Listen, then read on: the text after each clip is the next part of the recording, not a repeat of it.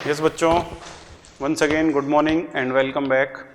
बच्चों last term पर हम लोगों ने स्टार्ट कर दिया था जेनेटिक्स। तो जेनेटिक्स के अंदर हमने इंट्रोडक्शन पढ़ लिया था और ओवरव्यू रूपरेखा भी पढ़ ली थी। कुछ महत्वपूर्ण शब्दावली पढ़ी अपन ने 20-22 के लगभग। और आज हम इस जेनेटिक्स का एक नया मुकाम स्टार्ट करने जा रहे हैं। तो वो जो नया कार्यक्रम होगा हमारा, जो आज से स्टार्ट होगा, प्योर जेनेटिक्स में प्रवेश कर रहे हैं। तो मेंडलवाद से शुरुआत होगी, मतलब मेंडलिज्म। ठीक है, चलिए इसमें कुछ पोर्शन तो थ्योरेटिकल, लेकिन आज के लेक्चर के अंतिम जो 15-20 मिनट होंगे उसमें आपको मजा आ जाएगा, जिसमें अपन युग्मक निर्माण पढ़ेंगे विस्तार से। चलिए मेंडलवाद के बारे में बात कर लेते हैं। मेंडल का जीवन परिचय आएगा इसके अंदर। तो बच्चों मुख्य रूप से जो मेंडल था, अगर बात उनके जन्म की करें तो 22 जुलाई पूछ ली जाती है, सन 1822 के अंदर जन्म हुआ इनका, 22 जुलाई 1822। और बात यदि जन्म स्थान की जाए कहाँ हुआ, तो ऑस्ट्रिया एक देश है जिसमें एक राज्य है ब्रून, जिसको चेक रिपब्लिक भी कहते हैं। उसमें हिजेनड्रॉफ एक प्रांत और उसमें एक गांव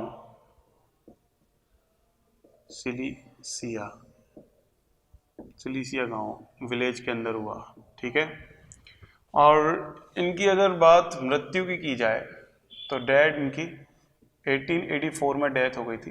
किसके द्वारा? एक रोग था जिसे कहते हैं ब्राइट डिजीज। ये किडनी से संबंधित रोग था ये, ठीक है ना, वृक्क से संबंधित रोग था। नेक्स्ट इंपॉर्टेंट बात, अगर इनके प्रयोगों की जाए तो अगस्टेनियन मोनेस्ट्री, एगस्टोनियन एक प्रकार का मठ है जिसके अंदर इन्होंने अपने प्रयोग किए। प्रयोग किस पर किए, ये क्वेश्चन महत्वपूर्ण बनता है। तो इन्होंने अपने प्रयोग किए थे पाइसम सटाइवम,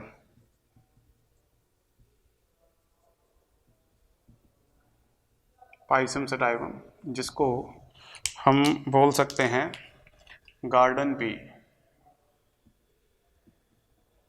पाइसम सटाइवम यानी गार्डन पी पर इन्होंने अपने प्रयोग किए, उद्यान मटर जिसे कह सकते हो आप। और इस पर प्रयोग इन्होंने जो किए वो कब किए, ये पूछा जा चुका है question last to last year. ये किए थे 1856 से 1863, 1856 से 1863 तक, यानी कि टोटल 7 सालों तक। और फिर 7 ईयर्स तक अपने प्रयोग करने के बाद सन 1865 में इन्होंने अपने जो भी निष्कर्ष थे उनको प्रकाशित करवाया।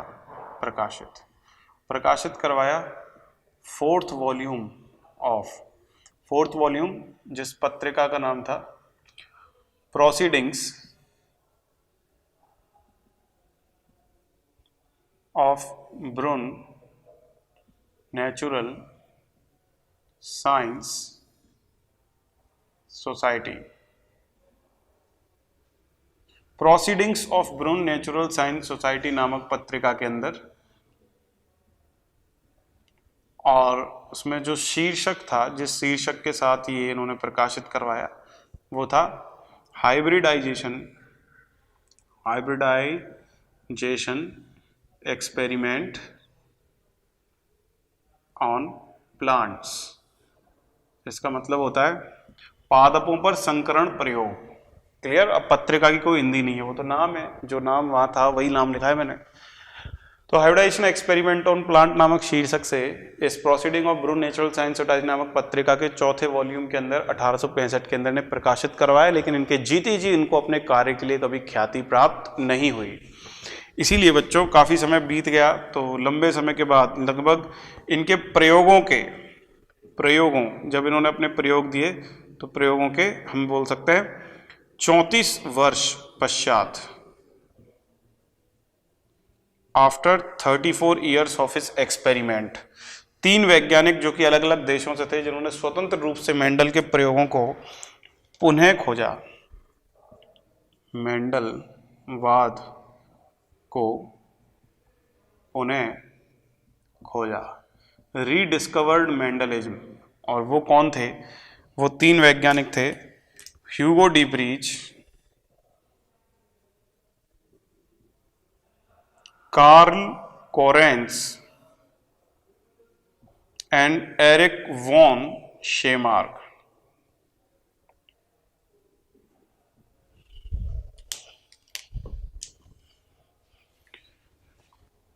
ह्यूगो डी व्रीज हॉलैंड के थे, Carl Correns Germany and von Tschermak थे ऑस्ट्रिया, उसी देश के जिसके मेंडल थे। ह्यूगो डी व्रीज ने एक पादप था जिसका नाम इवनिंग प्रिमरोज, पादप का नाम है भाई, इवनिंग प्रिमरोज पर प्रयोग करके 1901 में एक पत्रिका जिसका नाम था फ्लोरा, फ्लोरा नामक पत्रिका के अंदर जो मेंडल के जो निष्कर्ष थे उनको पुनः प्रकाशित किया, दुनिया के सामने रखा 1901 में। कार्ल कोरेंस जो जर्मनी थे, इन्होंने मेज, मेज का मतलब होता है मक्का, मक्के के पादप पर प्रयोग करके मेंडल के दो निष्कर्ष थे, मेंडल के निष्कर्षों को नियम यानी कि लॉ का रूप दिया। और ये मेंडल के जो दो नियम थे जो इसने बताए, जो कि उसके निष्कर्ष थे मेंडल के समय, एक तो पृथक्करण मतलब लॉ ऑफ सेग्रीगेशन, और दूसरा लॉ ऑफ इंडिपेंडेंट असॉर्टमेंट, स्वतंत्र अपव्यूहन का नियम।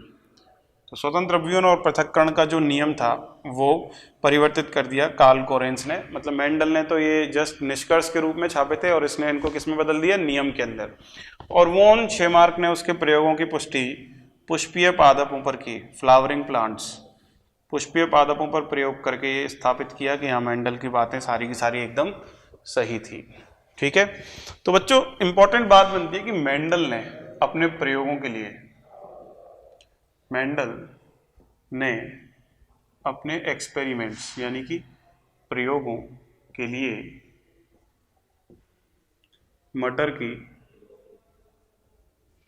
14 का मतलब 14 वेराइटीज, 14 किस्मों यानी कि 14 वेराइटीज, वेरी इंपॉर्टेंट। और ये जानकर आपको खुशी होगी, ये क्वेश्चन इसी साल नीट 2020 के अंदर पूछा गया है कि मेंडल ने अपने प्रयोगों के लिए मटर की कितनी किस्में या कितनी वेराइटीज़ का उपयोग किया। Answer 14 varieties. तो अपने प्रयोगों के लिए मटर की 14 किस्मों का उपयोग किया जो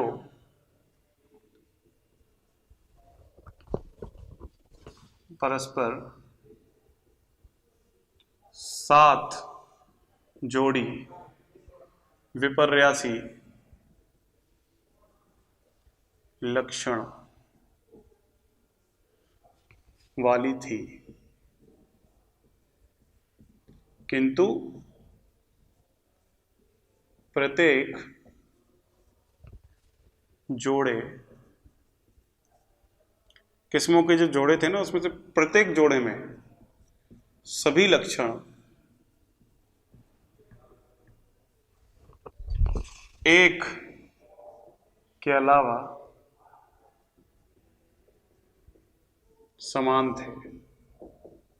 कितनी महत्वपूर्ण लाइन है, इसको समझना होगा तुम्हें, बहुत ही इंपॉर्टेंट लाइन है, एनसीईआरटी बेस्ड या एनसीईआरटी पर आधारित, वेरी इंपॉर्टेंट। एक के अलावा मतलब एक्सेप्ट वन, किसी एक को छोड़कर सभी लक्षण समान थे प्रत्येक जोड़े में। तो देखो भाई 14 किस्में, तो 14 का मैं 2-2 के जोड़े बनाऊं तो कितने जोड़े बनेंगे, 7। तो 7 जोड़ी विपर्यासी लक्षण का मतलब विरोधाभासी लक्षण वाली, जैसे एक लंबा है तो दूसरी किस्म में होगा बौना, यानी इनमें सिर्फ लंबे और बौने का ही अंतर है, बाकी जितने भी लक्षण हैं वो एकदम समान।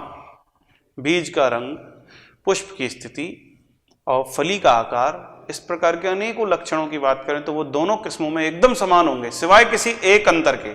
वो एक अंतर हो सकता है तने की लंबाई, वो एक अंतर हो सकता है बीज पत्र का रंग, वो एक अंतर हो सकता है फली का रंग, वो एक अंतर हो सकता है पुष्प का रंग। समझ में आ गई आपको बात? तो वेरी इंपॉर्टेंट थिंग, एक लक्षण को छोड़ दो, उसी में अंतर है दोनों के अंदर, हर जोड़े में, बाकी बचे हुए सारे के सारे क्या हैं, एक दूसरे से समानता दर्शाने वाले लक्षण। तो इस प्रकार के इसने 7 जोड़े बनाए विपर्यासी लक्षणों वाले, और विपर्यासी लक्षण यह कितने में दिखाएगा? वो केवल 1 में। वो कौन कौन से थे ये भी आपको याद रखना पड़ेगा। वो 7 मेंडल ने जो लिए थे वो थे 1, 2, 3, 4, 5, 6 और ये 7। तो यहाँ लिख सकता हूँ स्टेम हाइट, तने की लंबाई। दूसरा मैं ले सकता हूँ पॉड शेप यानी फली की आकृति। तीसरा ले सकता हूँ पुष्प या फली, क्योंकि पुष्प से ही तो बनेगी फली आगे चल के, की स्थिति यानी पोजीशन, कहाँ स्थित है वो। नेक्स्ट ले सकता हूँ फली का रंग, पॉड कलर। नेक्स्ट ले सकता हूँ बीज की आकृति, बीज की आकृति यानी सीड शेप। फिर दोनों रंग वाले हैं, एक तो पुष्प का रंग, पुष्प का रंग, और एक बीज या बीज पत्र, कोटिलेडोन भी कह सकते हैं इसको, बीज या बीज पत्र का रंग। ये 7 लक्षण हैं। ये 7 लक्षण कौन कौन से गुणसूत्र पर उपस्थित हैं ये भी आपको पता होना चाहिए। गुणसूत्र संख्या, तो ध्यान से सुनना, जिस पर ये लक्षणों के जीन उपस्थित हैं। पहले तीनों गुणसूत्र संख्या 4 पर उपस्थित हैं, 4, 4, 4। फली का रंग गुणसूत्र संख्या 5 पर, बीज की आकृति गुणसूत्र संख्या 7 पर, और पुष्प का रंग गुणसूत्र संख्या 1, और बीज पत्र का रंग गुणसूत्र नंबर 1 पर। दोनों 1 पर, 5 पर 1, 7 पर 1, और बाकी के 3 गुणसूत्र नंबर 4 पर। ठीक है। इसमें यह महत्वपूर्ण है जानने लायक कि जो पहले तीनों हैं वो तीनों ही एक ही गुणसूत्र पर उपस्थित हैं, गुणसूत्र नंबर 4, 4, 4 पर। अब यहाँ इंपॉर्टेंट बात ये उठती है कि यार मेंडल ने एक नियम दिया था, स्वतंत्र अवयवन का नियम। जाहिर सी बात है, स्वतंत्र अवयवन के नियम का एक अपवाद पढ़ते हैं अपन, जिसका नाम है संलग्नता। और संलग्नता का मतलब होता है एक ही गुणसूत्र पर 2 जीनों का पास पास उपस्थित होना, ताकि उनको इतने पास उपस्थित होना ताकि उनको जीन विनिमय की घटना द्वारा एक दूसरे से अलग ना किया जा सके। मतलब वो दोनों जो जीन्स हैं वो इतने पास उपस्थित हैं कि वो एक ही जीन के समान व्यवहार प्रदर्शित करेंगी, ना कि 2 अलग अलग जीन के समान। तो ऐसी स्थिति में जब संलग्नता की बात अपन कर रहे हैं तो वो मेंडल के जमाने में नहीं थी। मेंडल के प्रयोगों से संलग्नता जैसी कोई चीज मिली नहीं उसे।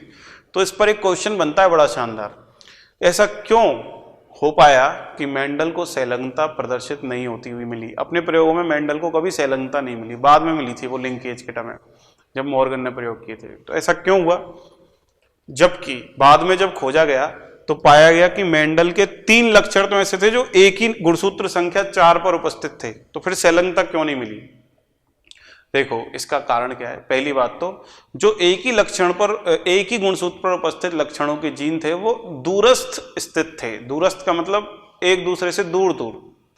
निसंदेह वो एक ही गुणसूत्र पर है, लेकिन उनके बीच में डिस्टेंस ज्यादा है। जब दूरी ज्यादा होगी तो निश्चित रूप से क्रॉसिंग ओवर हो जाएगा और संलग्नता नहीं मिलेगी।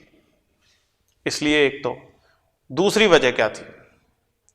मेंडल ने उन लक्षणों को कभी एक साथ संकरण के लिए उपयोग में लिया ही नहीं जो एक दूसरे के समीप स्थित थे। जैसे कि फॉर एग्जाम्पल तने की लंबाई और फली की आकृति, ये दोनों एक ही गुणसूत्र पर समीप स्थित होते हैं। नो डाउट इनसे ये वाला तो दूर है, बट ये दोनों समीप स्थित हैं। अब उसने ऐसा कोई एक्सपेरिमेंट लिया ही नहीं, ऐसा कोई समायोजन बनाया ही नहीं जिसमें तनी की लंबाई और फली की आकृति दोनों एक साथ लिए हों द्वि संकर संकरण कराते समय। तो उसको संलग्नता जैसी कोई चीज मिली। एक वजह ये भी हो सकती है कि शायद मेंडल को, जैसे मेंडल ने 100 परीक्षण करवाए होंगे तो उनमें 99 में तो संलग्नता मिली नहीं। एक समायोजन ऐसा लिया जिसमें संलग्नता मिल भी गई होगी, तो मेंडल ने उसे इग्नोर किया, क्योंकि बाकी उसके सारे नियम व्यर्थ चले जाते अगर वो इसको अपने प्रयोगों में दिखा देता। तो कि यार ये अपवाद हो गया मेरा, तो वो अपवाद नहीं देना चाह रहा होगा। तो एक इसका आंसर ये भी चले जाता है कि हो सकता है मेंडल को संलग्नता मिली हो किंतु उसने उसे प्रदर्शित नहीं किया। एक रीजन किया जा सकता है कि मेंडल को संलग्नता क्यों नहीं मिली, क्योंकि ऐसे 2 लक्षणों को एक साथ प्रयोग के लिए काम में लिया ही नहीं जो एक ही गुणसूत्र पर पास पास स्थित हो। ये दोनों पास पास स्थित है।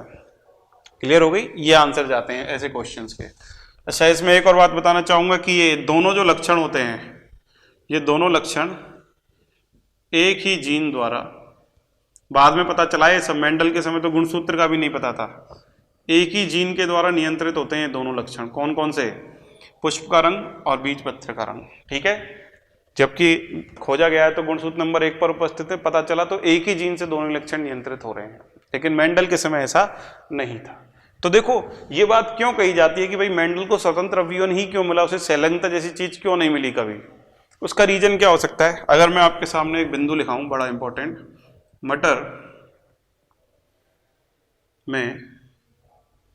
मटर के पादप में 2n बराबर 14 गुणसूत्र उपस्थित होते हैं। क्योंकि मटर एक द्विगुणित पादप है तो उसमें 2n बराबर 14 होती है कुल गुणसूत्रों की संख्या। तो उसमें मटर का जो जीनोम है, जीनोम समझते हो किसे कहते हैं? जीनोम का मतलब अगुणित यानी कि हैप्लॉइड गुणसूत्रों की संख्या। हैप्लॉइड गुणसूत्र संख्या जीनोम कहलाती है। वो कितनी होगी? n बराबर 7। तो देखो मटर में कितने प्रकार के गुणसूत्र हैं? टोटल 7 प्रकार के। और मेंडल ने जितने लक्षणों का अध्ययन किया था, जिनको अभिव्यक्त किया है उसने अपने निष्कर्षों में, वो भी कितने थे? बदकिस्मती थे 7। तो क्या सोचा होगा मेंडल ने कि 7 अलग अलग गुणसूत्र होते हैं मटर में और 7 गुणसूत्रों पर ही एक लक्षण का जीन उपस्थित है, यानी एक गुणसूत्र पर एक। तो निश्चित सी बात है उसे संलग्नता जैसी चीज कभी मिलेगी ही नहीं। संलग्नता तो कब मिलती? जब एक ही गुणसूत्र पर 2 जीन इतने समीप स्थित हों कि उनको जीन विनिमय के द्वारा पृथक नहीं किया जा सके। तो मेंडल का तो यही विचार था कि यार मटर के अंदर n बराबर 7 और हमने लक्षण भी 7 लिए हैं तो तुक्का लग सकता है।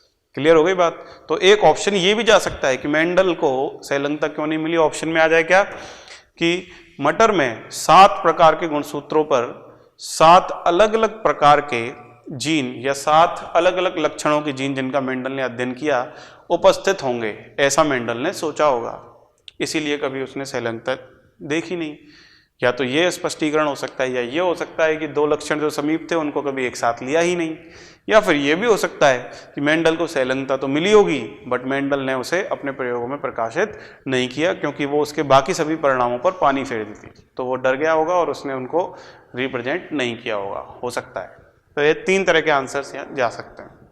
चलो अब देख लेते हैं फटाफट से इनके प्रभावी और अप्रभावी रूपों को।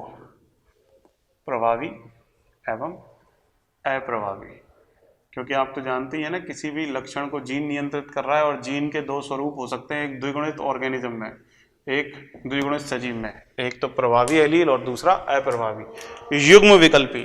तो तने की लंबाई की यदि बात करें तो लंबा यानी कि टॉल प्रभावी लक्षण है, कैपिटल टी से दर्शाएंगे, और बोना अप्रभावी लक्षण है जिसको स्मॉल टी से दर्शाएंगे। टॉल पादप की जो तने की लंबाई है वो 6 से 7 फीट के लगभग होती है, 6 से 7 फीट, और बौने पादप की 0.75 से 1 फीट के लगभग लंबाई होगी। फली की आकृति फूली हुई, इन्फ्लेटेड, और यहां पर अपन बोल सकते हैं पिचकी हुई। कॉन्स्ट्रिक्टेड मुरझाई हुई या पिचकी। फूली को अपन फुल ले सकते हैं, इन्फ्लेटेड ले सकते हैं, और पिचकी को आई ले सकते हैं अपन, या फिर इसको अपन कैपिटल F या स्मॉल f से भी प्रदर्शित कर सकते हैं। कॉन्स्ट्रिक्टेड बोलते हैं इसको, यानी कि मटर की जो फली होगी उसमें ये वाली कंडीशन, तो फूली हुई और पिचकी हुई में कुछ इस तरह की व्यवस्था आप दर्शा सकते हो। ठीक है ना? पुष्प की स्थिति की बात करें तो कक्ष पर, कक्षस्थ। कक्षस्थ का मतलब समझ रहे हो आप? यानी कि तना, पर्ण और इसके कक्ष में उपस्थित है, ये तो प्रभावी है। और शीर्षस्थ हो जाए तो शीर्षस्थ का मतलब जो स्टेम है उसके टिप पर प्रेजेंट होगा फ्लावर, ये होगी शीर्षस्थ, ये हो जाएगी अप्रभावी। यदि बात करें फलीकरण तो यहाँ वेरी इंपॉर्टेंट, 2 पे स्टार लगा रहा हूँ रेड कलर से, यही पूछे जाते हैं और इन्हीं में आप जनरली गलती कर सकते हो। एक तो फली का रंग और एक बीज या बीज पत्र का रंग, इनमें जस्ट उल्टा होगा, तो इनको मैं नीले रंग से लिख देता हूँ। फली का रंग जो है वो हो सकता है ग्रीन, हरा, कैपिटल G, तो प्रभावी, और पीला यानी कि स्मॉल g, ये तो हो जाएगा अप्रभावी। और यदि बीज या बीज पत्र के रंग की बात करें तो बीज जो है वो पीला तो हो जाएगा प्रभावी कैपिटल वाई, और हरा हो जाएगा अप्रभावी स्मॉल वाई। क्लियर हो गई बात? चलिए, दोनों उल्टे हैं, इनमें कंफ्यूज नहीं होना, इसी पे गलती करोगे आप। बीज की आकृति की करें तो गोल यानी राउंड, और झुर्रीदार, झुर्रीदार का मतलब रिंकल्ड स्मॉल आर। जैसे इस टाइप से ये तो गोल बीज हो गया, और ये इस टाइप का हो गया झुर्रीदार बीज। और पुष्प के रंग की बात करें तो वॉयलेट, और यहां पर मैं बोल दूंगा श्वेत, वाइट, स्मॉल डब्ल्यू, और ये हो जाएगा कैपिटल डब्ल्यू। नीला या बैंगनी वॉयलेट, और श्वेत का मतलब वाइट। ये हो गए मेंडल के वो 7 विपर्यासी लक्षण जिनका अध्ययन किया। तो उस लाइन का ऊपर वाली का क्या मतलब? देखो पादप तो टोटल 14 हो गए, अब इनमें से 2-2 विपर्यासी विभेद वालों के जोड़े बनाए उसने, ये रहा 7 जोड़ी विपर्यासी विभेद वाले पादप बन गए टोटल 14 किस्मों से।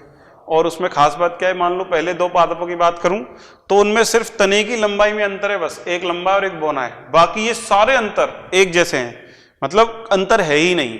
अगर इन 2 पादपों की बात करूं सिर्फ तने की लंबाई में अंतर मिलेगा, बाकी फली की आकृति दोनों की फूली होगी, पुष्प या फली की स्थिति दोनों की कक्षस्थ होगी, या फिर दोनों की शीर्षस्थ हो सकती है, मतलब समान। बाकी सभी लक्षणों में समानता दर्शाएंगे, सिर्फ एक ही लक्षण में वो अंतर दर्शाएंगे। ये है उस लाइन का मतलब। 14 किस्म जो उसने ली थी। साइड में हट लेता हूं, नोट कर लो इसको पॉज करके, फिर मिटाता हूं। मेंडलवाद पढ़ रहे हैं बच्चे, एक क्वेश्चन थ्योरेटिकल जब यहां से आ ही रहा है तो फिर ऐसी चीजों को छोड़ने का कोई सेंस नहीं बनता, इसलिए इनको थोड़ा सा सीरियसली लेना बहुत ज्यादा जरूरी है बच्चों। चलिए अब आगे पढ़ते हैं। एक और काम की बात कि भाई मेंडल ने मटर की 14 किस्में तो ले ली, बट अब सवाल उठता है कि भाई मेंडल जो है उसने मटर को ही क्यों चुना? क्या धरती पर एक ही पादप है? पादप तो अनेक हैं, तो फिर मटर के अंदर उसने इतना इंटरेस्ट क्यों दिखाया? क्या वजह हो सकती है मटर को चुनने के पीछे? इस पर भी कोई स्टेटमेंट वाला क्वेश्चन बन जाए तो बन सकता है। तो देखना, मटर के चुनाव का कारण, निम्नलिखित कारण थे बच्चों। नंबर 1, मटर में अनेकों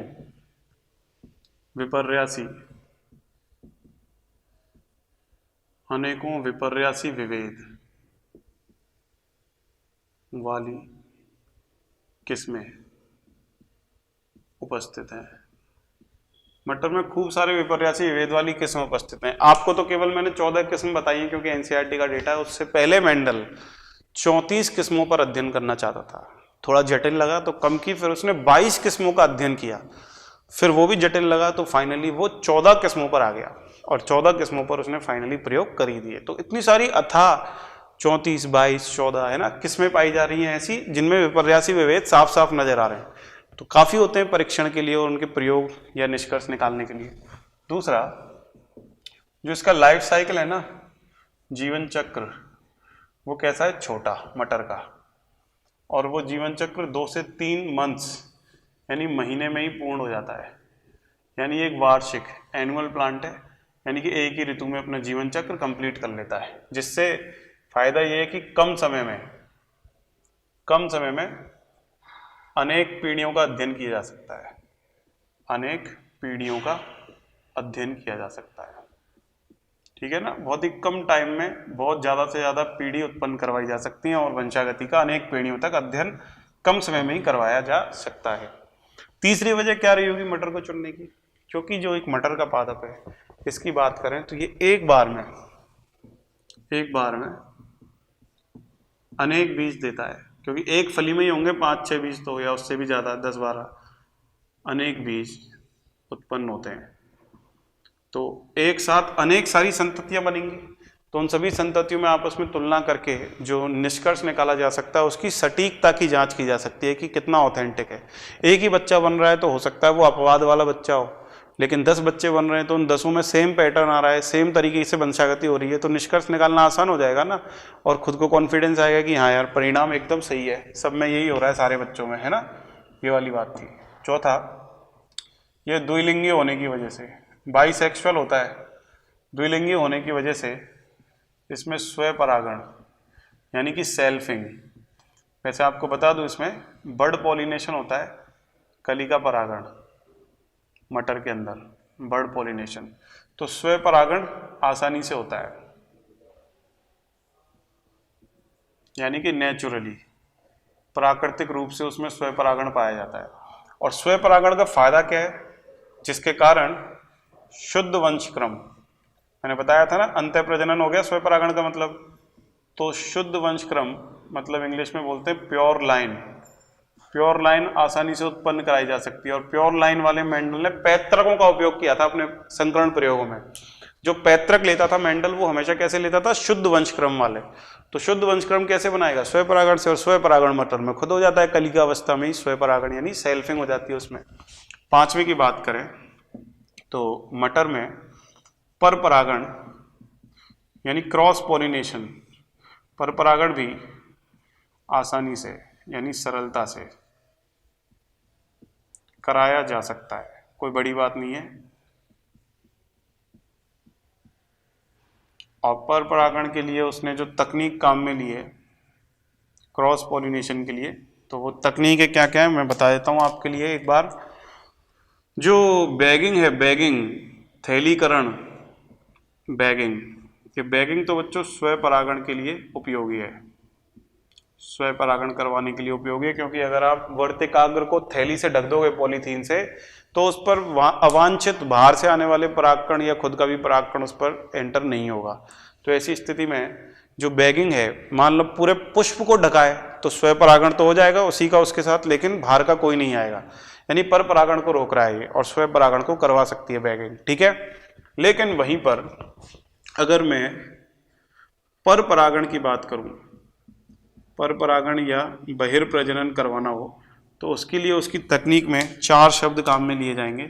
एक तो विपुंसन, इमैस्कुलेशन, दूसरा बैगिंग थैलीकरण, तीसरा डस्टिंग परागकणों का स्थानांतरण, बता चुका हूं सारी शब्दों का मतलब, और लास्ट में अगेन दोबारा कर रहे हैं क्या, रीबैगिंग।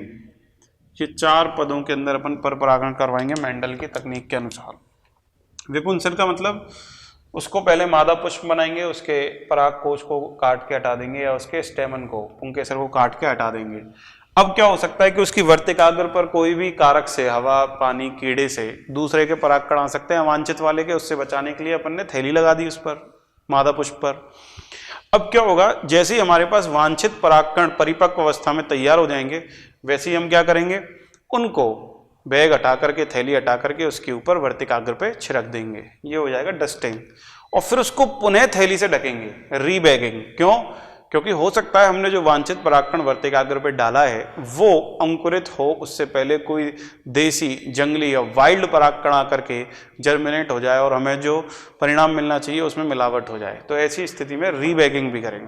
तो कायदे से तो ये 4 स्टेप होते हैं, लेकिन कभी कभी ऑप्शन में क्या आता है कि मेंडल ने जो वांछित परागकण थे वो पहले ही से संचित कर रखे थे, तो ऐसी स्थिति में उसको 3 ही स्टेप्स ऑप्शन के रूप में मिल सकते हैं। और वो 3 स्टेप्स कौन से हो सकते हैं, एक तो विपुंसन, और सीधे ही विपुंसन करके वो क्या कर देगा, डस्टिंग परागकणों का स्थानांतरण, और फिर एक ही बार करेगा क्या, बैगिंग, ताकि अवांछित परागकणों से बचा रहे।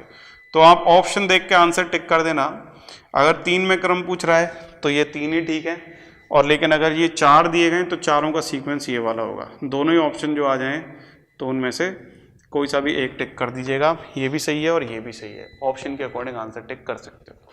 तो ये मेंडल की तकनीक हो गई पर परागण कराने के लिए, ये स्टेप्स थे, मटर के चुनने के कारण बता दिए। अब मेंडल को मैं बताता हूँ आपको मेंडल की सफलता के कारण। मेंडल को इतनी आसानी से सफलता कैसे मिल गई, आसानी से नहीं भाई, बहुत मेहनत से मिली। और सफलता के कारण क्या थे, नंबर 1 पहली बात, एक बार में यानी एक प्रयोग में वो 1 अथवा 2 लक्षण का अध्ययन करता था, मैक्सिमम लक्षणों का अध्ययन या स्टडी, मतलब ज़्यादा लक्षणों को एक साथ नहीं लेता था, जैसे कि नाइट और गॉस ने लिए थे, काफ़ी सारे लक्षण एक साथ ले लिए तो जटिलता बढ़ गई थी। समझ में आई बात। दूसरी बात, एक बड़ा कारण था मटर जैसे पादप का चुनाव जिसमें इतनी सारी खूबियाँ हैं, कोई और क्लिष्ट पादप ले लेता जिसमें लंबा समय होता है ना अपना जीवन चक्र पूर्ण करने में, तो फिर पीढ़ियां इतनी नहीं अध्ययन कर पाता, नियम निष्कर्ष तक नहीं पहुंचता, मेंडल पहले मर जाता और पादप का जीवन चक्र पूरा नहीं होता, तो कैसे निष्कर्ष आता सोचो। तीसरा, इसने जो गुणात्मक लक्षण थे, गुणात्मक लक्षणों का मात्रात्मक अध्ययन किया है।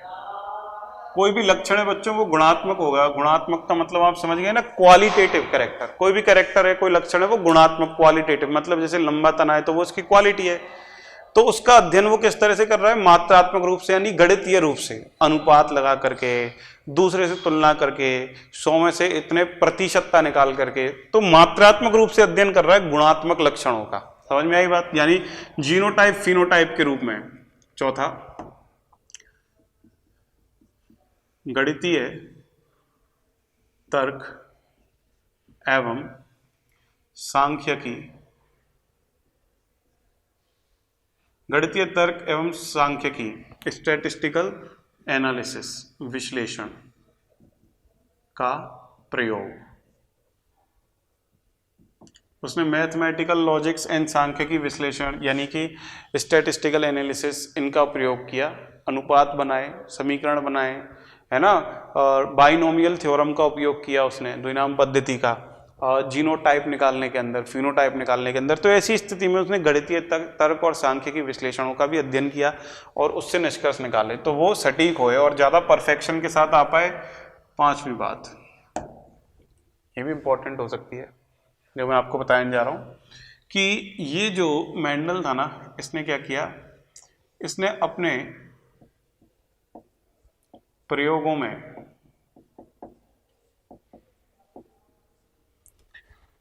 उपयुक्त सजीवों, सजीव का मतलब मटर के पादपों की बात हो रही है भाई, का या की संख्या एवं प्रकार का पूरा रिकॉर्ड, रिकॉर्ड का मतलब होता है रेखा जो का, रिकॉर्ड रखा। ये क्या प्रयोग किया, दिमाग में बात ली और चल दी, ऐसा नहीं, नोट करता था, हर एक एक्सपेरिमेंट के बाद जो डेटा मिलता था उसकी पूरी रिकॉर्ड रखता था वो कॉपी के अंदर नोट करके, कि आज की तारीख में जब ये प्रयोग समाप्त हुआ तो मैंने जो 100 बीज मिले उन 100 बीजों को उगाया, तो उनमें से 75 बीज लंबे और 25 बीज बौने मिले, 25 पादप बौने और 75 पादप लंबे मिले। तो इस तरीके से ये कितनी संख्या और उनमें कौन कौन से प्रकार के सजीव हैं, संख्या का मतलब जैसे 100 में से 75 और 25, और प्रकार का मतलब 75 लंबे और 25 बौने, इस टाइप से वो पूरा रिकॉर्ड रखता था एकदम सटीक, जिससे उसे गणितीय विश्लेषण करने में फायदा होता था। और लास्ट बात जो मैं आपको बताना चाहूंगा, छठवीं, ये क्या हो सकती है, वह मेंडल की बात हो रही है, वह अपने प्रयोगों के परिणामों को थ्योरेटिकल एक्सप्लेनेशन, यानी कि थ्योरेटिकल का मतलब होता है सैद्धांतिक, वे अपने परिणामों की, प्रयोगों के परिणामों की सैद्धांतिक व्याख्या करता था, सैद्धांतिक व्याख्या करता था, जिसे बाद में अनेक पीढ़ियों तक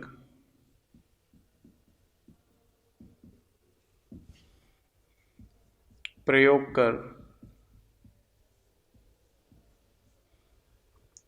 सटीक परिणामों के रूप में, सटीक परिणामों की जांच कर वंशागति के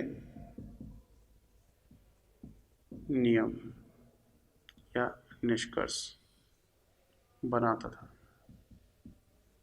मतलब मेंडल क्या करता था, पहले प्रयोग किया तो प्रयोग के जो परिणाम हैं उन परिणामों का थ्योरेटिकल एक्सप्लेनेशन करता था, उस सैद्धांतिक व्याख्या का मतलब भाषा के रूप में, जैसे पृथक्करण का निष्कर्ष, स्वतंत्र अवयवन का निष्कर्ष, प्रभाविकता का निष्कर्ष, है ना, तो भाषा के रूप में भी देता था ये व्याख्या करके, जिसके बाद उस व्याख्या को चेक करता था अनेक पीढ़ियों तक प्रयोग करके।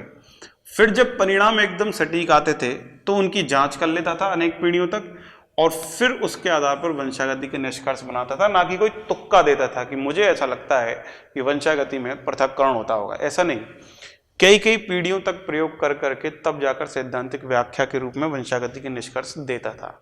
तो इसके जो प्रयोग होते थे, उनसे जो परिणाम निकलते थे, उनकी क्या हो जाती थी, जांच हो जाती थी, सटीक परिणामों की जांच। और जब जांच हो जाती थी ना अनेक पीढ़ियों तक निकलवा के, तब जाकर के वो उनको निष्कर्ष का रूप देता था। तो ये उसकी जीत की वजह थी, उसकी सफलता के कारण थे। अगर बात उसकी विफलता की करें, असफलता के कारण क्यों फ्लॉप हो गया, तो इसके कारण क्या हो सकते हैं ये बता देता हूं आपको। जैसे नंबर 1 सबसे पहली बात करें अपन, तो उस समय जो प्रचार प्रसार था ना मैगजीन का, या फिर अपन कह सकते हैं संचार, कम्युनिकेशन व्यवस्था एड वाली है ना, जैसे आजकल सोशल नेटवर्किंग है, उस टाइप से नहीं थी। तो संचार व्यवस्था पुअर, बेकार थी। दूसरी बात ये हो सकती है कि जो मैगजीन थी, जिस पत्रिका में उन्होंने अपने निष्कर्ष छापे, पत्रिका का प्रसार सीमित था, कुछ लोगों तक ही पहुंच पाती थी वो। तीसरी बड़ी बात, उसके जो गणितीय तर्क उस समय के जो वैज्ञानिक थे, गणितीय तर्क उस समय के वैज्ञानिकों के लिए कैसे थे, वो अस्वीकृत करने योग्य, यानी कि नए या अस्वीकार्य थे। यानी वो सोचते थे यार, बाकी के जो इसके साथ के वैज्ञानिक थे, कि बायोलॉजी में गणित का क्या उपयोग है। ऐसे आप भी सोचते होंगे यार मेडिकल कॉलेज में फिजिक्स का क्या उपयोग, वैसे। तो ऐसी स्थिति के अंदर उन्होंने सिरे से नकार दिया कि ये बायोलॉजी का आदमी है ही नहीं, पागल हो गया, पागल। तो उन्होंने ज़्यादा ध्यान नहीं दिया। चौथी बात जो यहाँ पर सामने आ सकती है इसकी असफलता के लिए, तो वो क्या हो सकती है कि मेंडल के जो कारक थे, उसने फैक्टर नाम की जो व्याख्या की थी, वो कारक क्या थी, काल्पनिक, तथ्यधार, ठीक है ना, अनरियल चीज थी कारक। क्यों? क्योंकि ना तो उसका कोई भौतिक अस्तित्व किसी ने देखा ही नहीं था, कारक नाम की कोई चीज है क्या, ना ही उसका कोई रासायनिक संगठन, कारकों के बारे में किसी को ये भी नहीं पता था कि होते भी हैं कि नहीं, और ना ही उनके केमिकल नेचर का पता था, नहीं पता।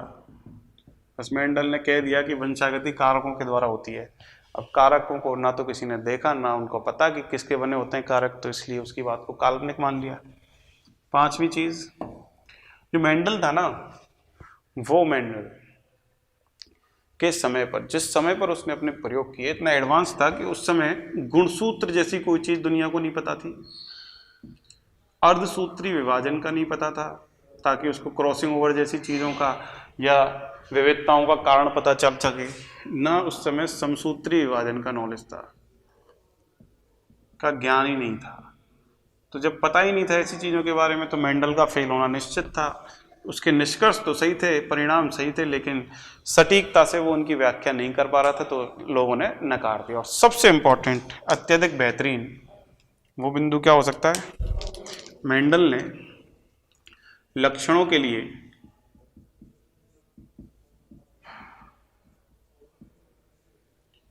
कारक को उत्तरदायी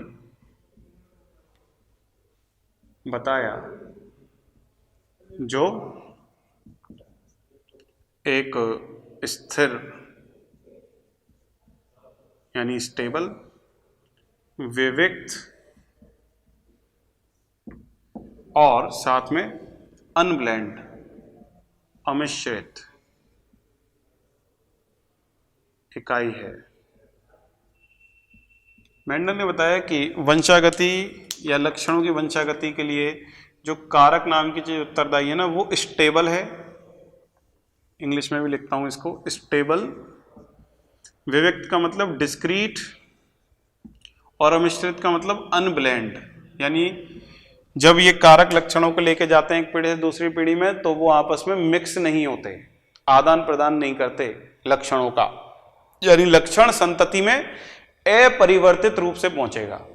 और वो विविक्त इकाइयां, मतलब हर एक लक्षण के लिए एक अलग कारक है, और वो स्थिर होते हैं, यानी उनमें कोई मिक्सिंग नहीं होती, अमिश्र स्थिर वैसे की वैसे संतति में पहुंचेंगे, जिसे उसके मेंडल के समकक्ष वैज्ञानिकों, उस टाइम के जो महान वैज्ञानिक हुआ करते थे, जैसे डार्विन, बहुत बड़ी हस्ती थी उस समय की, इवोल्यूशन में आती है, अल्फ्रेड रसेल वालेस जैसे जो वैज्ञानिक थे भी इवोल्यूशन में आते हैं। इन समकक्ष वैज्ञानिकों ने नकार दिया, क्योंकि मतलब स्वीकृत किया ही नहीं फैक्टर वाले सिद्धांत को, क्योंकि संतति में स्पष्ट सतत विभिन्नता पाई जाती है। सतत विभिन्नता किसे कहते हैं? जो एक पीढ़ी से दूसरी पीढ़ी में लैंगिक जनन से संतति उत्पन्न होगी तो वो अपने पैतृकों के समान नहीं होगी, उनसे अलग होगी, उसमें कुछ लक्षण नए आएंगे। तो वो नए लक्षण कहाँ से आए? हर पीढ़ी में, हर लैंगिक जनन के बाद बनने वाली संतति में जो नए कैरेक्टर्स आ रहे थे, उसका कारण बता ही नहीं पा रहा था वो। क्यों?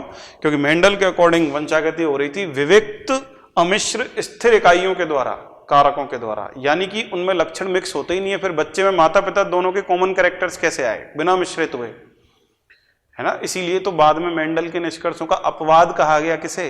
सह प्रभाविकता, अपूर्ण प्रभाविकता। सह प्रभाविकता क्या होती है? दोनों अपना अपना प्रभाव दिखा रहे हैं, दोनों कारक, यानी कि इनमें मिक्सिंग हो जाती है। और बात सही भी है बच्चों, क्रॉसिंग ओवर नाम की घटना होती है ना जीन विन में, अर्धसूत्रीय विभाजन के समय। तो उसमें एक गुणसूत्र का कुछ खंड इधर कुछ इधर आदान प्रदान हो गया, तो कुछ जीन्स मिक्स हो गए एक दूसरे से, तभी तो बने नए संयोग। तो नए संयोग मेंडल के अनुसार नहीं बन सकते थे, क्योंकि उसने विविक्त, स्थिर और अमिश्र, अनब्लेंड, इस तरीके से व्यक्त किया किसको? फैक्टर को। और हर बार लैंगिक जनन के बाद स्पष्ट रूप से सतत विभिन्नता आ रही थी संततियों में।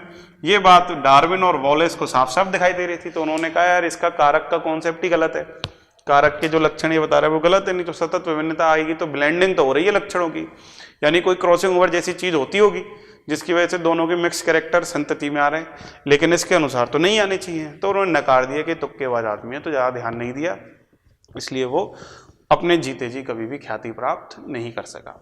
ये मेंडलवाद हो गया समाप्त। साइड में हट जाता हूँ, नोट कर लो सारे बिंदु काम के। और उसके बाद अब मैं आपको पढ़ाऊंगा युग्मक निर्माण, और बहुत ही इंपॉर्टेंट हेडिंग जिसके अंदर कई तरह तरह के विभिन्न इंपॉर्टेंट और शानदार न्यूमेरिकल्स आएंगे आपके लेवल के अकॉर्डिंग। ठीक है, चलिए साइड में हट गया, पॉज कर लो, नोट कर लो, मिटा देता हूँ।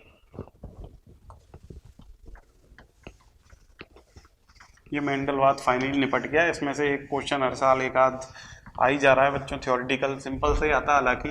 तो इन पॉइंट्स को अगर आपने एक बार सुन भी लिया और अपनी स्थायी मेमोरी में बसा लिया तो फिर इनका कोई क्वेश्चन शायद आपसे गलत ना हो। चलिए अब बिना किसी हिचकिचाहट के अपन स्टार्ट करते हैं फटाफट अपने न्यूमेरिकल पोर्शन, ताकि हमें तीसरा लेक्चर चल रहा है जेनेटिक्स का, जेनेटिक्स जैसा कुछ फील आए। ठीक है, तो वेरी इंपॉर्टेंट युग्मक निर्माण। चलिए देखते हैं युग्मक निर्माण क्या चीज़ है। तो युग्मक निर्माण के बारे में इतना बता देता हूँ साइड के अंदर। टाइप्स ऑफ गैमीट, युग्मकों के प्रकार। टाइप्स ऑफ गैमीट्स की बात करें तो इसका फॉर्मूला आपको याद रखना है 2 की पावर n, जहाँ n बराबर विषम युग्मजी। विषम युग्मजी किसे कहते हैं बता चुका हूँ, जोड़े की दोनों एलील अलग अलग होती हैं, उसे कहते हैं विषम युग्मजी। विषम युग्मजी जोड़े की संख्या, जितने भी विषम युग्मजी जोड़े पाए जाएंगे उतने ही n की वैल्यू रख दो, युग्मकों के प्रकार आ जाएंगे। और दूसरी बड़ी सूचना यहाँ पर मैं देना चाहूँगा स्टार लगा करके, कि प्रत्येक युग्मक किसी एलील यानी युग्म विकल्पी के लिए शुद्ध होता है, शुद्ध यानी प्योर होता है। अर्थात जोड़ी में से केवल एक एलील ही उपस्थित होगा। किसी भी युग्मक में एलील की जो जोड़ी है ना, कोई भी द्विगुणित सजीव है तो उसमें एलील जोड़े में पाए जाएंगे भाई, जैसे capital T capital T capital T small T, इस तरह उस जोड़े में से केवल एक ही एलील उपस्थित होगा, याद रखना, युग्मक के अंदर। ये इंपॉर्टेंट बात रही युग्मक निर्माण के लिए। अब द्विशाख रेखा विधि, जिसे कहते हैं फॉर्क लाइन मेथड, इसी से अपन युग्मकों के बारे में देखेंगे कितने प्रकार के बनेंगे। फोक लाइन मेथड, जिसको अपन द्विशाख रेखा विधि के नाम से जानते हैं। चलिए सीधे क्वेश्चन करते हैं, देखते हैं क्या होता है ये फोक लाइन मेथड। क्वेश्चन करेंगे काफी सारे अलग अलग वेराइटी के, ताकि पूरा कॉन्सेप्ट क्लियर हो। ठीक है, ये कह रहा है एक सजीव का जीन प्रारूप जीनोटाइप AABB है, तो टाइप्स ऑफ गैमीट्स, युग्मकों के प्रकार, टाइप्स ऑफ गैमीट्स बताओ क्या होंगे। तो बच्चों इस क्वेश्चन को जब आप सॉल्व करोगे, आप खुद भी कर सकते हो पॉज कर करके, और सॉल्यूशन बाद में चेक कर सकते हो, और आपको देखने हैं तो आप आराम से देख सकते हो। कैसे निकालोगे, इसमें देखो विषम युग्मजी जोड़े कितने हैं, n का मान, एक विषम युग्मजी, दूसरा विषम युग्मजी का मतलब अलग अलग एलील, तो दो जोड़े आए विषम युग्मजी, तो लगा दो भाई 2 की पावर n बराबर 2 की पावर 2 बराबर 4 प्रकार, 4 प्रकार आएगा आंसर। अब वो 4 प्रकार कौन कौन से बनेंगे ये भी देखना है अगर आपको। तो द्विशाख रेखा विधि किसे कहते हैं, जो एक विषम युग्मजी जोड़ा है उसके दोनों एलीलों को अलग अलग लिख दो, फिर उसके आगे दो रेखाएं खींचो ऐसे बटी हुई, है ना, बाइफरकेट करती हुई दो लाइंस, और उनके आगे एक एक एलील जो अगला वाला जोड़ा है उसको पृथक पृथक लिख दो, जैसे capital B small b, capital B small b, और अब इनको मिला के लिख दो, जैसे कैपिटल A कैपिटल B, ये एक बन गया युग्मक, कैपिटल A स्मॉल b, ये दूसरा बन गया, ये तीसरा स्मॉल a कैपिटल B, और ये चौथा स्मॉल a स्मॉल b। ये 4 प्रकार के युग्मक आपके सामने तैयार हो गए। यही है द्विशाख रेखा विधि या फोक लाइन मेथड। ऐसे युग्मक बनेंगे, जब तक युग्मक बनाना नहीं आएगा क्रॉस वगैरह नहीं समझ पाओगे ढंग से। चलिए एक और क्वेश्चन देता हूं आपके लिए, थोड़ा सा और कॉन्फिडेंस आया आप लोगों को। क्वेश्चन नंबर 2 बताना आप, एक द्विगुणित सजीव में, एक डिप्लॉयड ऑर्गेनिज्म है भाई, एक द्विगुणित सजीव में, ठीक है, किसी एक लोकस के लिए, अब लोकस आपको पढ़ा चुका हूं है ना टर्मिनोलॉजी में, अपने आप समझ जाना, किसी एक लोकस के लिए विषम युग्मजी, विषम युग्मजी भी बता चुका हूं क्या होता है, भिन्न भिन्न प्रकार के एलील का जोड़ा, किसी एक लोकस के लिए विषम युग्मजी स्थिति है, तो इसमें युग्मक के प्रकार बताओ। कैसे करोगे भाई, कितना अच्छा क्वेश्चन है। कोई द्विगुणित सजीव है, देखना समझते चलना, सॉल्यूशन बता रहा हूं। कोई द्विगुणित सजीव बोल दिया यानी 2n, मतलब उसमें एक प्रकार का गुणसूत्र 2 बार होगा, तो 2 गुणसूत्र बना दिए एक जैसे। ये तो हो गई द्विगुणित वाली बात, क्वेश्चन में होती है हर चीज के एंड। अब वो कह रहा है एक लोकस के लिए, एक लोकस, लोकस किसे कहते हैं, गुणसूत्र पर जीन की स्थिति, ये रहा, कोई भी एक स्थिति बना लेता हूं, ये रहा एक लोकस, तो ठीक इसके समझात वाले इसके भाई के ऊपर भी उसी स्थिति पर बात करेंगे, इसके सामने के सामने, ये समान लोकस हो गया। अब इस समान लोकस के लिए कैसी स्थिति है, विषम युग्मजी, विषम युग्मजी का मतलब कोई भी एलील अपनी मर्जी से मान लो, लेकिन वो एलील अलग अलग होंगे विषम युग्मजी का। मैंने मान लिया ये कैपिटल ए एक गुणसूत्र पर, तो दूसरे पर क्या होगा, स्मॉल ए, ये विषम युग्मजी स्थिति होगी। अब ये पूछ रहा है कि युग्मकों के प्रकार बताओ, कितना आसान है भाई, कैपिटल ए स्मॉल ए, एक ही विषम युग्मजी जोड़ा बना, तो n का मान आया 1, तो 2 की पावर 1 बराबर 2 युग्मक, 2 प्रकार के युग्मक बनेंगे, यही आंसर होगा। और कौन कौन से बनेंगे, एक युग्मक होगा कैपिटल ए और दूसरा युग्मक होगा स्मॉल ए। ये लो भाषा वाला क्वेश्चन किस तरह करते हैं ये भी आपको समझ में आ गया। एलील जैसे शब्द में विषम युग्मजी और एक लोकस और द्विगुणित का महत्व भी समझ में आया, द्विगुणित भी समझ में आया, लोकस का मतलब क्या है ये भी, और विषम युग्मजी स्थिति का मतलब समझ में आया, एलील भी बना, गैमीट्स भी बना पाया है। तो एक क्वेश्चन ने आपके और भी कॉन्सेप्ट क्लियर किए। चलो एक प्रश्न और कराने की इच्छा है, वो भी देख लेते हैं।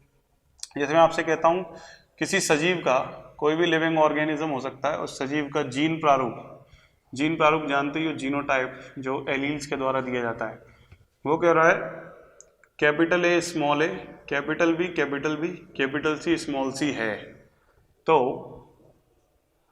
गैमीट्स का टाइप बताओ, यानी युग्मकों का प्रकार, कितने प्रकार के युग्मक होंगे और कौन कौन से होंगे, कैसे करोगे भाई? देख लो, सॉल्यूशन खुद ही कर देंगे, समझदार बच्चे नहीं कर पा रहे हैं वो मेरे ऊपर देख सकते हैं। एक विषम युग्मजी जोड़ा, दूसरा विषम युग्मजी, तीसरा, यानी बी वाला विषम युग्मजी नहीं है, सम युग्मजी है ये, इसको नहीं लेना है। तो वेरी इंपॉर्टेंट, n का मान यहाँ पर कितना आएगा? मात्र 2। तो फिर आंसर आ गया 2 की पावर 2 बराबर 4 टाइप्स, 4 प्रकार के युग्मक बनेंगे। ये तो आंसर हो गया। अब कैसे बनाओगे युग्मक? अगर वो पूछ ले इनमें से कौन सा युग्मक नहीं बनेगा, तो इस टाइप से आपको बनाकर देखने पड़ेंगे। तो द्विशाख रेखा विधि लगाओ।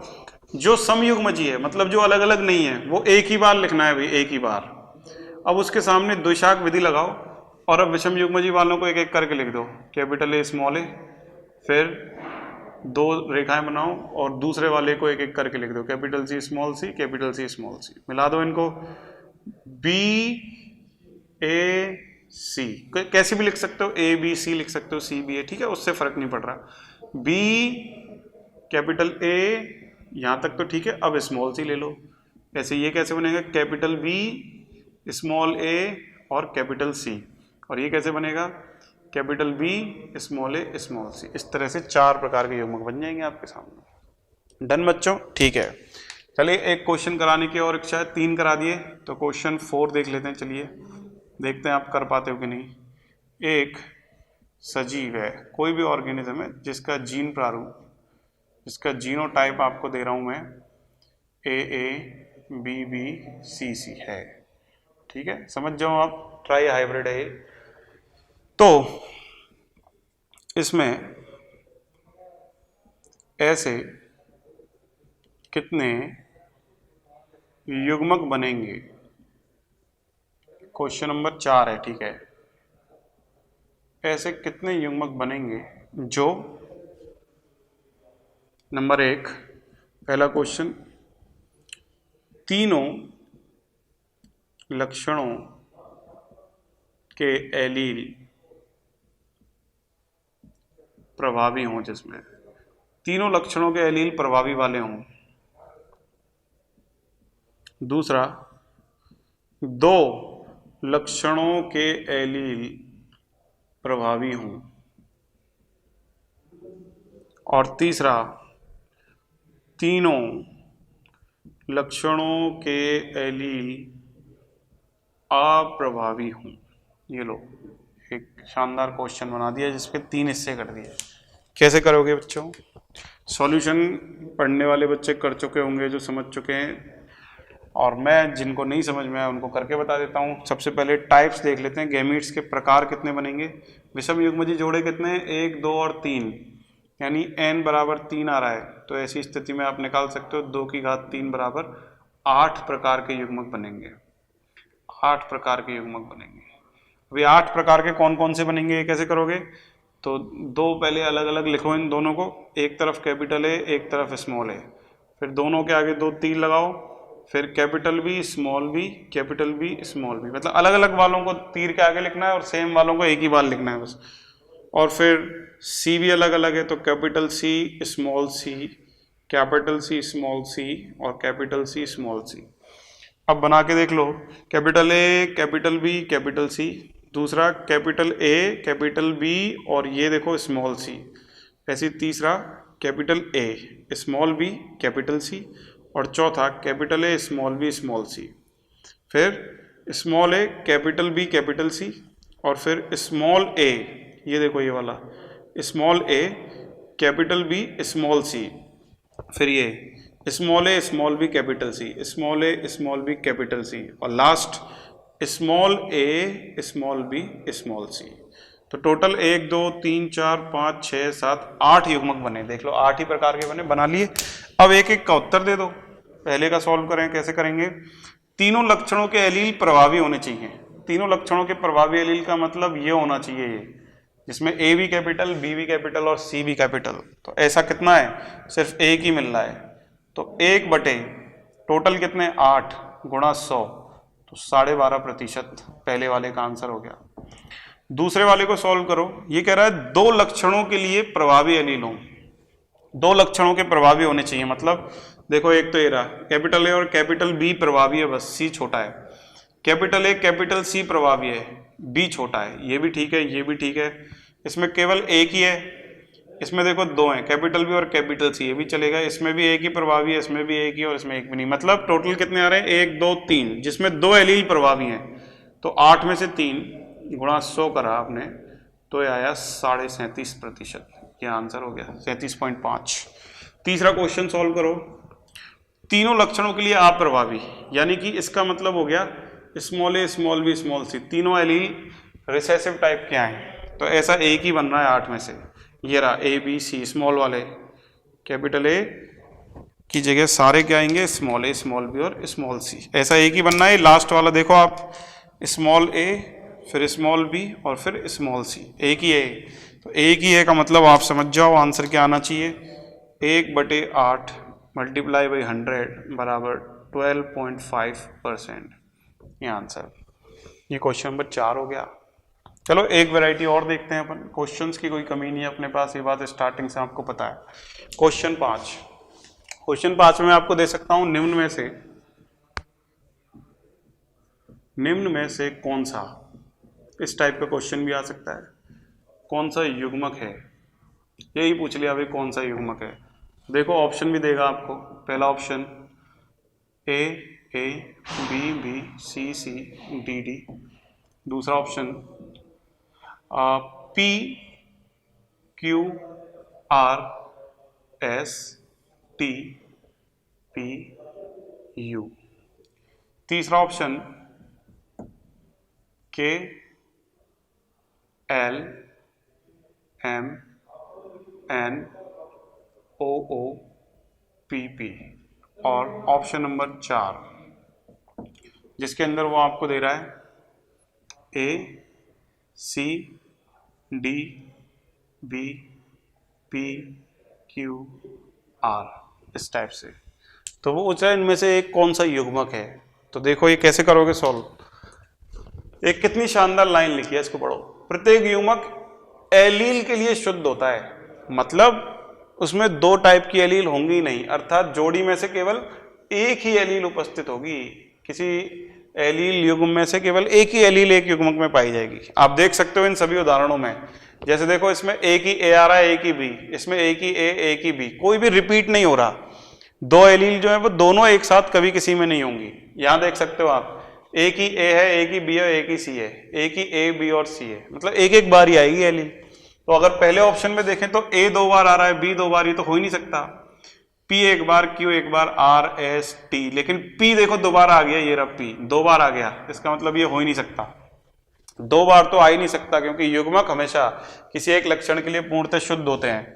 के की बात करें तो एक बार है L M N O O P P, ये देखो ये ओ ओ और पी पी 2 बार आ गए, ये भी नहीं हो सकता। यहाँ ए एक बार सी डी एक बार बी पी एक बार क्यू एक बार आर एक बार, सारे एक बार हैं, इसका मतलब यही युग्मक है। इससे फर्क नहीं पड़ता कि वो प्रभावी एलील है कि अप्रभावी, लेकिन एक बार होना चाहिए, इसका मतलब वही युग्मक की पहचान है। अच्छा लगा होगा ये क्वेश्चन आपको एक वैरायटी देख करके। क्वेश्चन नंबर 6वां देखते हैं, इसको आप में से कितने बच्चे कर पाते हैं इजीली। क्वेश्चन सारे अच्छे हैं लेकिन अलग अलग टाइप के हैं, तो चलिए बताइएगा मुझे।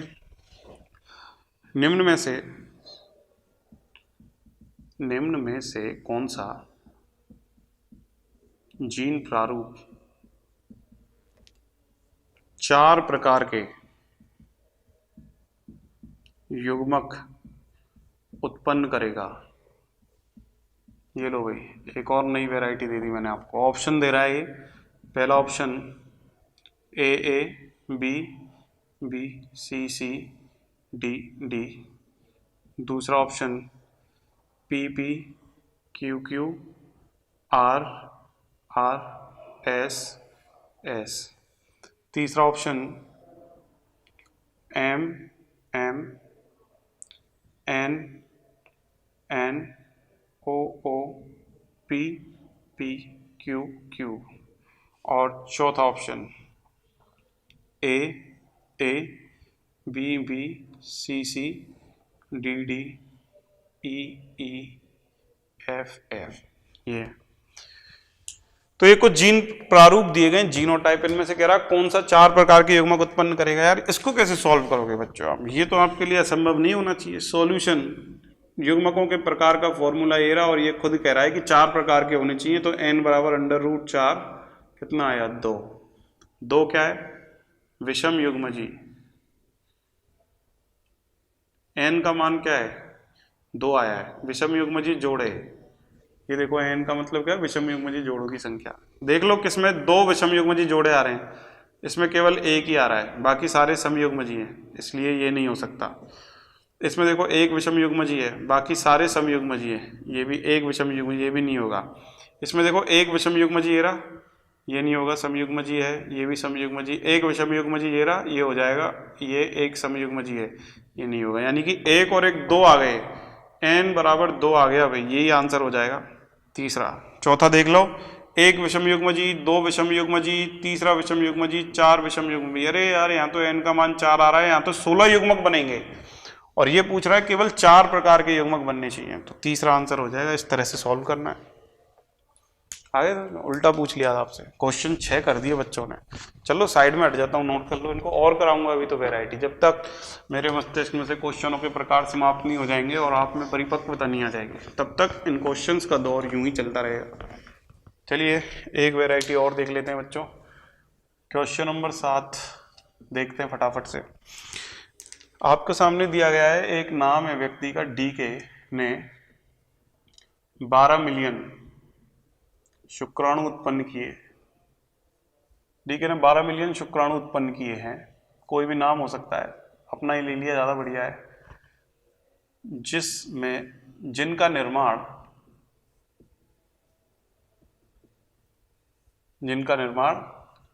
M M N N O O P P Q Q कोशिका से हुआ है। कोई कोशिका है जिसमें अर्धसूत्री विभाजन हुआ है, जिससे 12 मिलियन प्रकार के शुक्राणु बने हैं। उस कोशिका का जीन प्रारूप ही है जिससे बने हैं। तो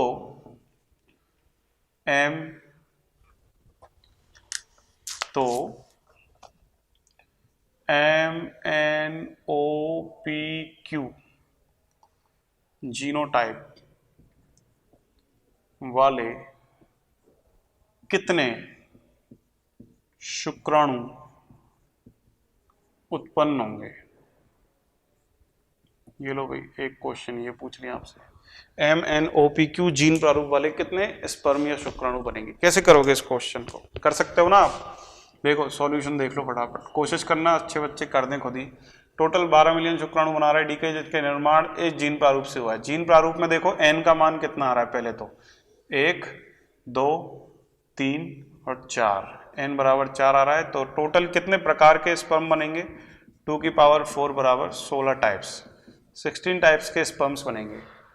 16 प्रकार के स्पर्मों में से ऐसे स्पर्म कितने बनेंगे, ये बनाने के लिए हमें पता करने के लिए युग्मकों के जो जीन प्रारूप है वो बनाने पड़ेंगे। तो कैसे बनाएं, देखो P कॉमन आ रहा है, तो एक ही P से काम चल जाएगा, एक ही P है। अब इसके सामने द्विशाख रेखा विधि लगाओगे आप, तो 2m और स्मॉल m लिख दिया। अब स्मॉल m तो हमें चाहिए ही नहीं जीन प्रारूप में, केवल कैपिटल M चाहिए, तो ये काट दिया मैंने, इसको आगे बढ़ाऊंगा ही नहीं, इस वाली लाइन को, इसी को बढ़ाऊंगा। फिर इस पर 2 रेखाएं लगा के मैंने क्या लिख दिया, n, capital N small n। अब मुझे स्मॉल n तो चाहिए ही नहीं, कैपिटल N वाले चाहिए शुक्राणु, तो ये कट गया। n पर मैं और आगे बढ़ाऊंगा O, capital O small o। मुझे स्मॉल o तो चाहिए ही नहीं, कैपिटल चाहिए, ये भी कट गया, इसी को आगे बढ़ाऊंगा। फिर P में ले ही चुका हूँ, Q, capital Q small q, small q मुझे चाहिए ही नहीं, कैपिटल Q चाहिए, तो इसी को आगे बढ़ाऊंगा। ये देख सकते हो आप कितना बन रहा है, MNOPQ वाला शुक्राणु केवल संख्या में कितना बन रहा है, एक ही बन रहा है, बाकी सारे 7 प्रकार के इस टाइप के होंगे ही नहीं। तो अब आपको आंसर मिल गया होगा, यानी 1 टोटल कितने शुक्राणु बनने हैं, 16 मल्टीप्लाई बाई 100 करोगे, और सॉरी 100 क्यों करेंगे, टोटल कितने शुक्राणुओं में से पता लगाना है आपको। ऐसा एक ही प्रकार का बनना है 16 में से, तो 12 मिलियन में से कितने बनेंगे? 12 मिलियन से मल्टीप्लाई कर दो, ये हमारा हो जाएगा आंसर।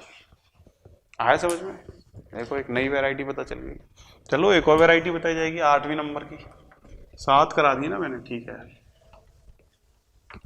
देखते हैं आप 8वीं वैरायटी को कर पाते हो कि नहीं, या वो आपको पसंद आती है कि नहीं, या फिर आपको अभी भी गैमेट फॉर्मेशन आया कि नहीं। गैमेट फॉर्मेशन जब तक नहीं आएगा बच्चों, जेनेटिक्स में क्रॉस वाले क्वेश्चन आप कर ही नहीं पाओगे। गैमेट बनाना आपको आना ही चाहिए। क्वेश्चन 8 बताता हूँ। एक नर मानव के अलिंग, अलिंग का मतलब होता है ऑटोसोम, गुणसूत्र। एक नर मानव के अलिंग गुणसूत्र का जीन प्रारूप, जीनोटाइप क्या दे रखा है? कैपिटल ए स्मॉल वे कैपिटल बी स्मॉल बी है, तथा इसमें एक डी नाम की वाई संलग्न जीन उपस्थित है। स्मॉल डी वाई संलग्न जीन उपस्थित है, तो small A small B small D युग्मकों की प्रतिशतता बताओ। ऐसे युग्मक कितने प्रतिशत बनेंगे बताओ जिनमें ए बी डी हो स्मॉल वाला। कैसे करोगे इसको सॉल्व? देखो एक नई वैरायटी आ गई आपके सामने। सॉल्यूशन देखो भाई। अलिंग गुणसूत्र ऑटोसोम का जीन प्रारूप क्या दिया है? Capital A capital B small B. चूंकि वो नर है, उसने क्वेश्चन में कहा है, तो उस पर जो लिंग गुणसूत्र होंगे प्लस क्या लिख दूं? डबल एक्स या एक्स वाई। नर में लिंग गुणसूत्र होते हैं एक्स वाई, लिख दिया। अब वो ये भी कह रहा है कि यार वाई संलग्न जीन उपस्थित है एक डी, तो इस डी को वाई पे चिपका दो। वाई संलग्न का यही मतलब है कि वो डी वाले गुणसूत्र पे पाई जा रही है। ये बन गया उस मानव का जीन प्रारूप।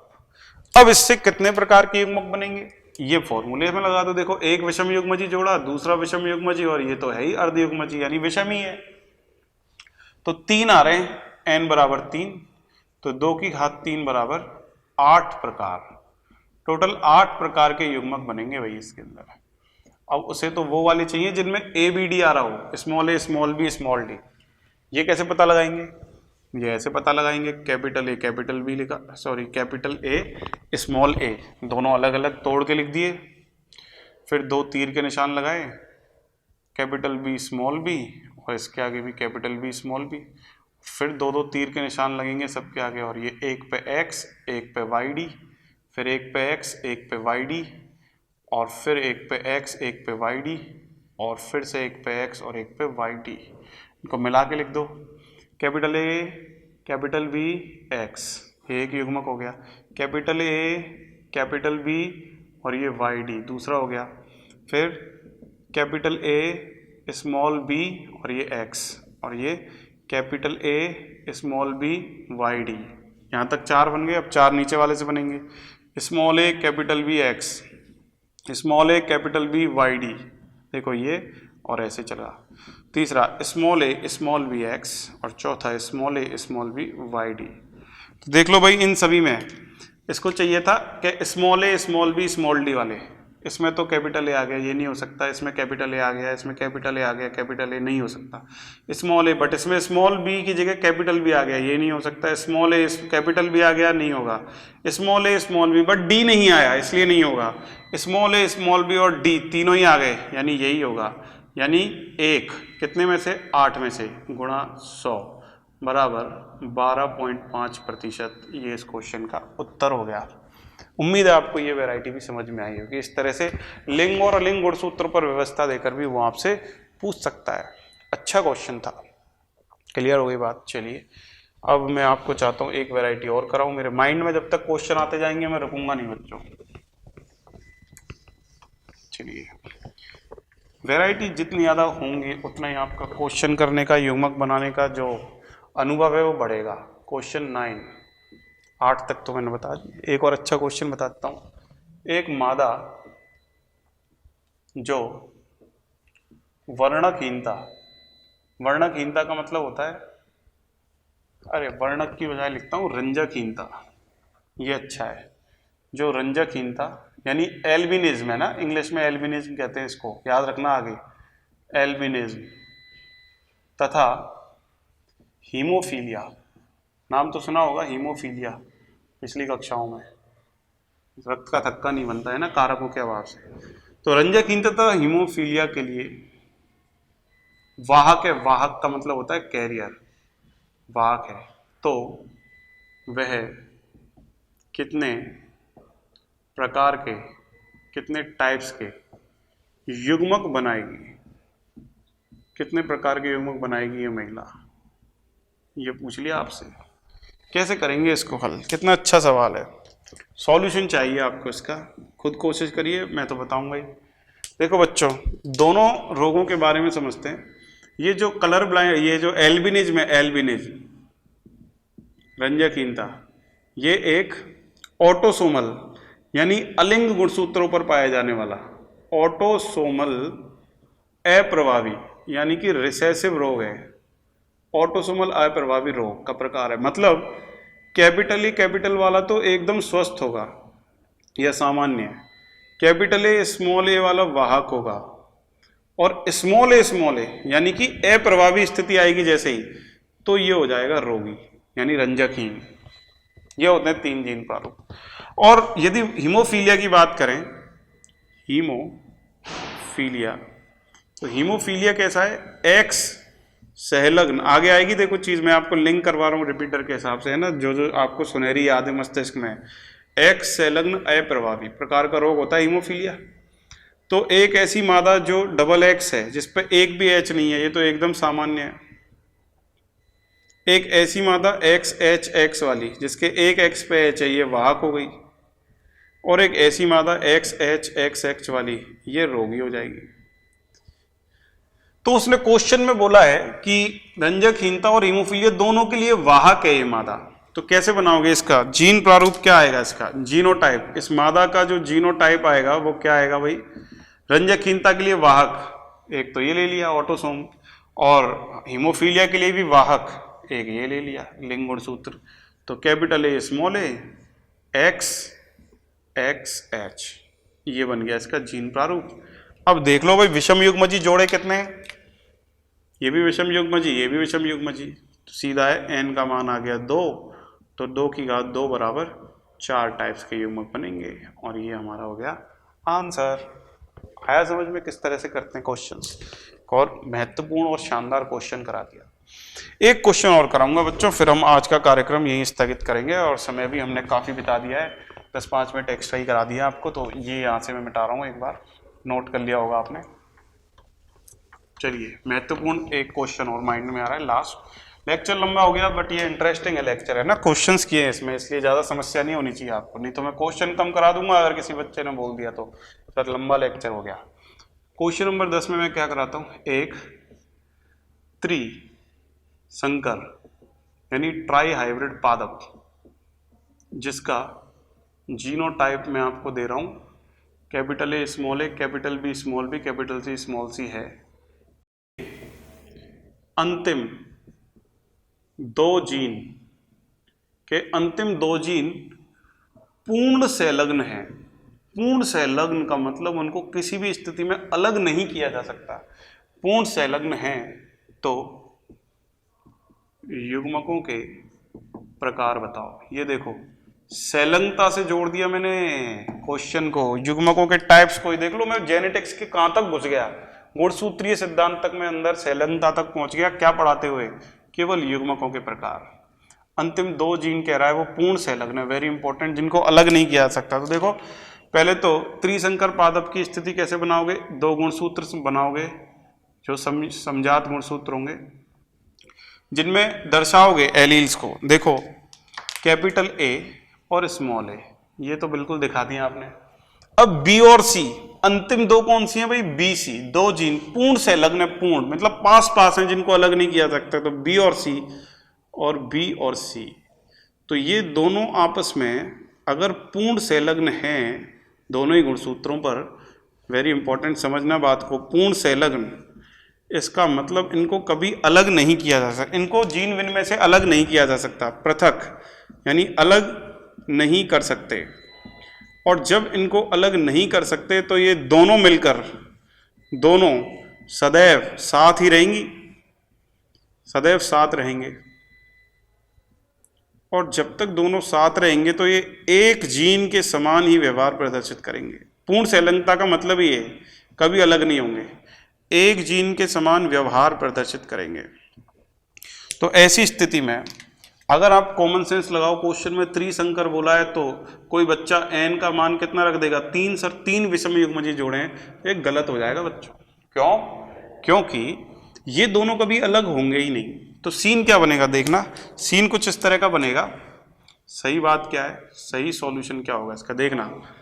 कैपिटल ए ये तो ठीक है, बट इसके साथ बी सी एक ही जीन की तरह व्यवहार करेंगे तो एक साथ ही आएंगे दोनों। ऐसे ही एक स्थिति क्या हो सकती है, कैपिटल ए अगर क्रॉसिंग ओवर हो गया तो इनके बीच तो होगा नहीं, इनके बीच होगा आपस में, तो ये इधर आ जाएगा, ये इधर चले जाएगा, तो ये बी सी साथ ही आएंगे इधर। तो कैपिटल ए के साथ क्या आ जाएंगे, स्मॉल बी स्मॉल सी, ये दोनों साथ आ गए।